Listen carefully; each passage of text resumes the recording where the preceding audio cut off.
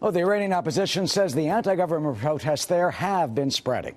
The National Council of Resistance of Iran is encouraged by the brazen protests in the streets. Here's some video that they say from social media that shows anti-regime demonstrators ripping down the image of Iran's supreme leader, Ayatollah Khamenei.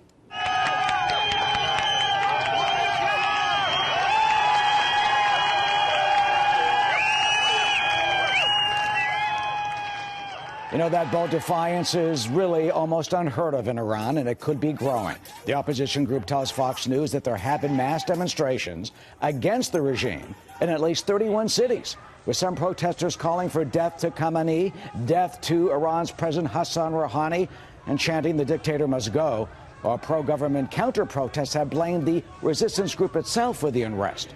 So how far can this go? Rebecca Heinrichs joins us now, a senior fellow at the Hudson Institute, who joins us from Washington. So, Rebecca, we haven't witnessed this type of anti-regime anger unleashed on the streets since at least 2009. Does it possibly, potentially threaten the power grip that the mullahs have on that nation?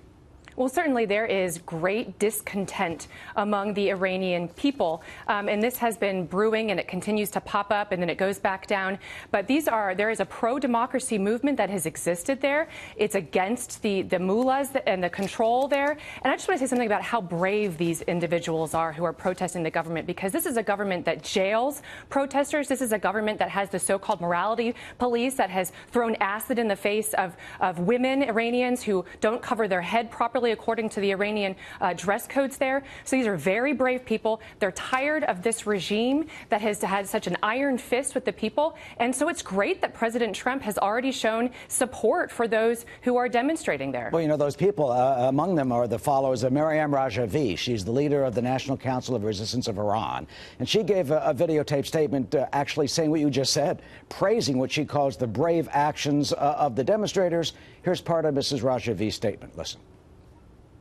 The Iranian people demand the overthrow of the ruling religious dictatorship.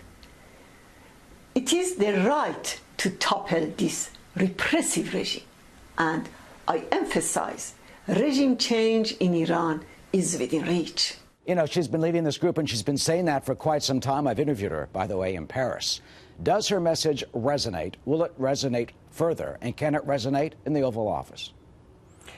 Well, I think it does. I think that the Iranian people, this is why I think one of the smartest things that the Trump administration has done is to differentiate between the Iranian people and the Iranian regime.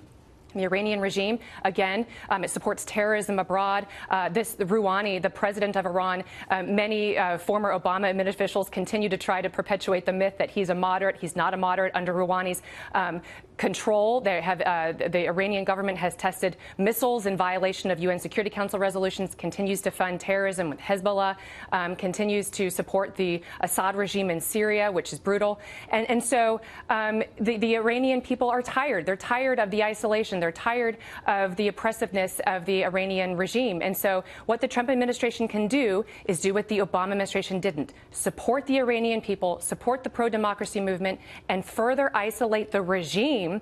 Don't fund the regime, isolate the regime, and that will speed up a lot of these pro-democracy movements. Why do you think, then, that the Obama administration didn't really do that?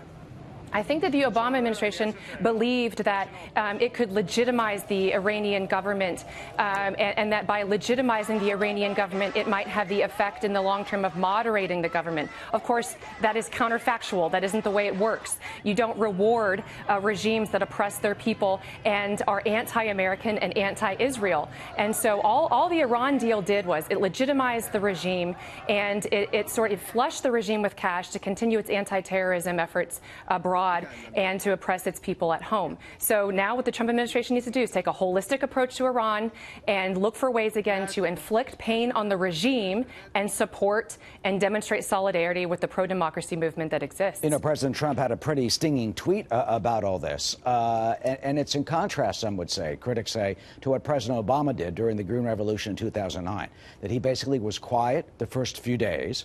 After a week, he did get tougher.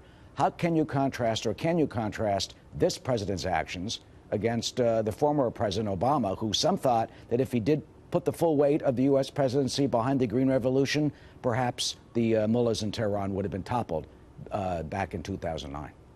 We missed a major opportunity in 2009 when President Obama, I mean, he did worse than not say anything in the beginning, because when he did speak, he equivocated about, this was still just up to Iran to deal with the issue. And he didn't condemn the Iranian regime, because what the Obama administration wanted more than anything was to legitimize the regime and secure the nuclear Iran deal, which, by the way, it didn't even end the nuclear program. It merely paused it. And now whenever you make the regime rich, it's going to just continue the program once do you think they cut these deals to try to, preserve the nuclear deal at almost any cost?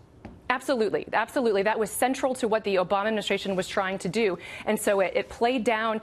There was a report that came out with Politico about the Obama administration ending an anti-Hezbollah drug cartel because it was trying to, look for opportunities to please the Iranians. And at all costs, it just wanted this deal with the Iranians. And so we really missed a major opportunity with this pro-democracy movement. Again, this isn't the United States imposing our will or our desires on this regime. This is allowing this organic movement to just go, take its own course. It's a sovereign nation, but the people get to decide. And this was, again, the Green Revolution started after 2009, after there was these fraudulent elections. And so the Iranian people, they want to govern themselves. They want self-determination. That's something that the United States government should support. Rebecca, right now, do you think, if the president takes stronger measures of some sort, can that change? Ms. Rajavi is saying the clerical regime will be overthrown by the Iranian people. She calls on the international community, she says, to support the Iranian people's uprising for freedom in Iran. What should the president do right now to try and make that happen? You do two things. You demonstrate just open and unapologetic, just moral support to the Green Revolution that's there, to the people who are there. You do what we can to make sure that we condemn the Iranian regime, and you further isolate, levy further sanctions, and you just constantly drive this wedge between those who want self-determination and freedom and the Iranian regime that poses a direct threat to the American people and our ally, Israel, in the region. I guess, as they say, you can strike while the iron is hot, so we'll see if these demonstrations continue and what the result will be. Rebecca Heinrichs, thank you so much for joining us this afternoon. Thanks. Of course.